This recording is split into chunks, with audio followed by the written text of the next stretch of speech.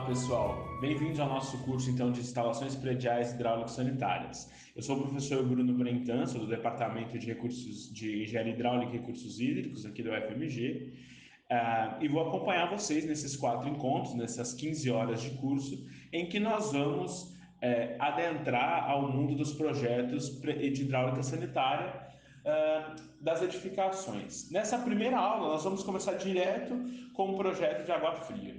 Eu fiz uma inversão no conteúdo, porque eu acho que o foco principal desse curso deve ser o projeto. Ele não pode ser hidráulica. A hidráulica vai ser uma ferramenta, vai ser uma parte que nos ajuda a entender muito bem os projetos e a fazer os projetos. Mas eu queria começar pelo projeto em si, para depois, quando for necessário, nós estudarmos hidráulica, tá bem? Então fiz essa inversão para que a gente possa trabalhar um pouco mais a questão do projeto. Na aula de hoje, esse primeiro vídeo, né? A aula 1 é uma aula bastante longa, nós vamos ver todo o projeto de água fria e conceitos de hidráulica básica. Então é uma aula bastante extensa, mas nós vamos fazer em pequenos vídeos. Então esse primeiro vídeo, a aula 1A, nós vamos ver os elementos que compõem o projeto da hidráulica de água fria, tá bem? Então, vamos começar aqui. A primeira coisa que a gente tem que pensar é o que é esse sistema predial hidrossanitário de água fria. Sistema predial hidrossanitário de água fria. O que é, para que ele serve e quais são as normas que regem os projetos. Então, primeira coisa, o que é? É o conjunto de tubulações, reservatórios e dispositivos. Todo esse conjunto de tubos, válvulas, conexões, reservatórios, bombas, tudo isso compõe o sistema de água fria. Para que ele serve? Ele se destina a abastecer os aparelhos e pontos de utilização de água dos edifícios.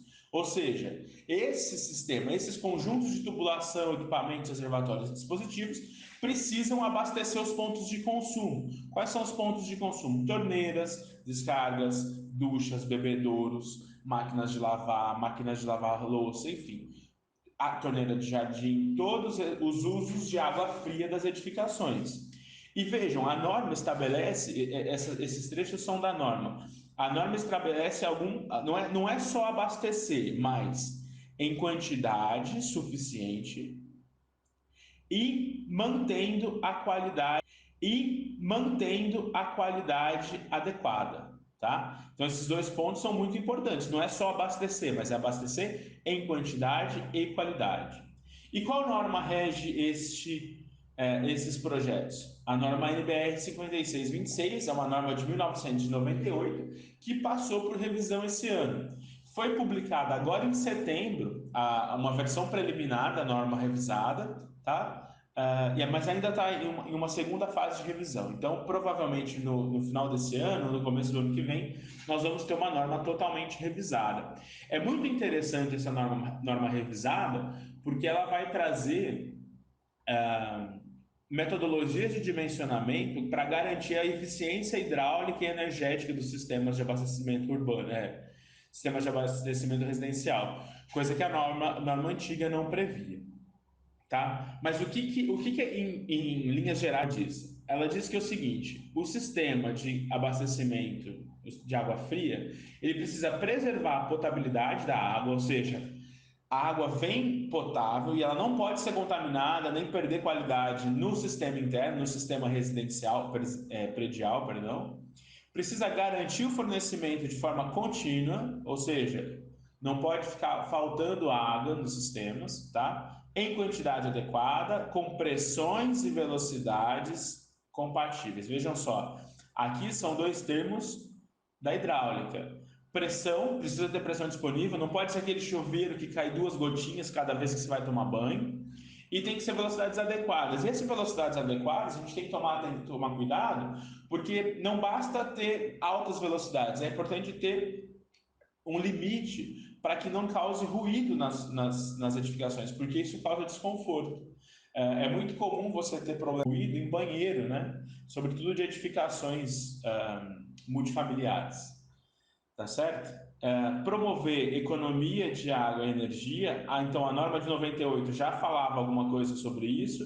A norma de 2020 vai explorar com muita maestria essa questão da economia de água e energia. E possibilitar a manutenção fácil econômica, tá? Evitando níveis de ruídos inadequados. Então, aqui a gente tem um panorama do que é, para que serve e como deve ser construído, elaborado um sistema de água fria.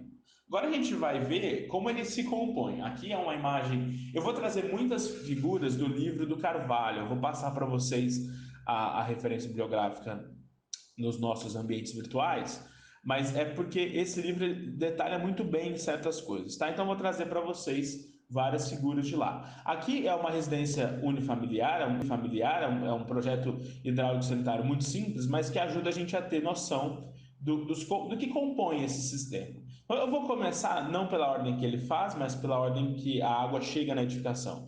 Então vejam aqui, nós temos o conduto de água da rua, tá? O sistema de abastecimento urbano. Eu tenho uma conexão, a gente chama de ramal predial, que tira a água do conduto urbano para levar para a edificação, tá?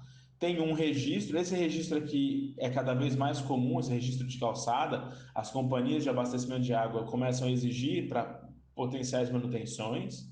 Tem o que a gente chama de hidrômetro, aquele medidor de água, tá? O hidrômetro a gente normalmente confunde com cavalete. O cavalete é essa tubulação em forma de U invertido, onde é instalado um hidrômetro e um registro, tá? Depois sai daí, ele vai alimentar provavelmente um reservatório. Então nós temos reservatório aqui, temos sempre válvulas de proteção, nós vamos estudar isso daí melhor. Depois eu tenho o que a gente chama de barrilete, que é a retirada de água do reservatório, as colunas de alimentação, que são tubulações verticais, que chegam aos ramais, tá? Ou subramais de alimentação. Tá? Então, basicamente, nós temos uma tubulação fora da casa, fora da edificação, e um conjunto de tubulações dentro da edificação. Fora da edificação, eu só tenho essa ligação com a distribuição da rua. Tá? Dentro da edificação, eu tenho medidor, tenho uma tubulação que pode levar até um reservatório, tenho tomadas da água do reservatório, tubulações verticais que vão alimentar ramais ou diretamente os pontos de consumo. Olha, aqui eu tenho outro exemplo, tem uma tubulação vertical, então isso aqui é uma coluna, ela alimenta um ramal, veja, isso aqui a gente chama de ramal, tá? E vai alimentar um subramal. O subramal é o que liga o ramal até o ponto de consumo, tá bem? Então esses são os componentes básicos do sistema. Aqui é muito importante a gente já discutir alguma coisa sobre essa conexão com a rede pública. Essa, como eu dizia, essa caixa de registro na calçada é cada vez mais comum, tá? Cada vez mais comum para garantir manutenção do sistema. Então a gente tem a rede pública passando aqui na rua, uma conexão, pode existir essa caixa ou não. Uma coisa que sempre vai existir é o cavalete. O cavalete é o cavalete vai guardar o hidrômetro. Então a gente tem que ter um medidor aqui. Esse medidor depende. Então, assim, não são todos os medidores iguais. Residências ou edificações que consomem mais água têm um tipo de hidrômetro, edificações que consomem menos água têm outro tipo de hidrômetro. Existe uma tendência mundial hoje de substituir os hidrômetros analógicos, aqueles que a gente tem na nossa casa, que fica rodando na hora que a gente consome, por hidrômetros digitais e telemetrados, ou seja, hidrômetros que transmitem informação para a companhia de abastecimento.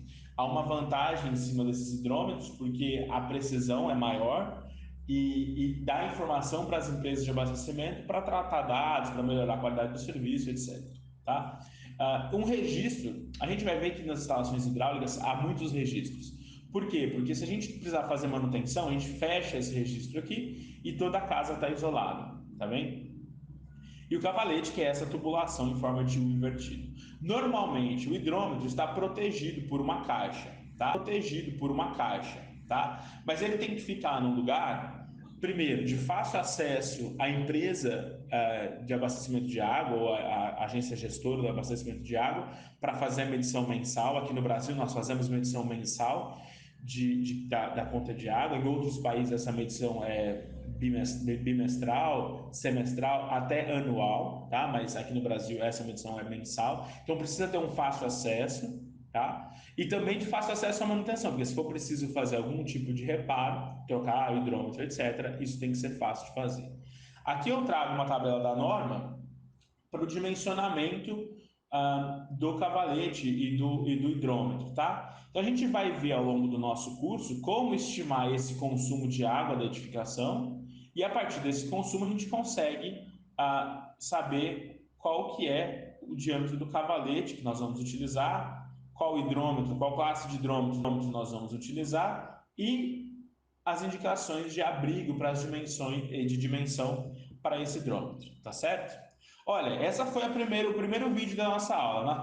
Nos próximos vídeos, ainda nessa aula, nós vamos ver os tipos de abastecimento das edificações, como dimensionar reservatórios, isso é muito interessante, sobretudo para a arquitetura, porque são volumes grandes que precisam de atenção, e como estudar a rede de distribuição. Aqui nós vamos trabalhar boa parte dessa aula, tá certo? Então, até o próximo vídeo e bons estudos!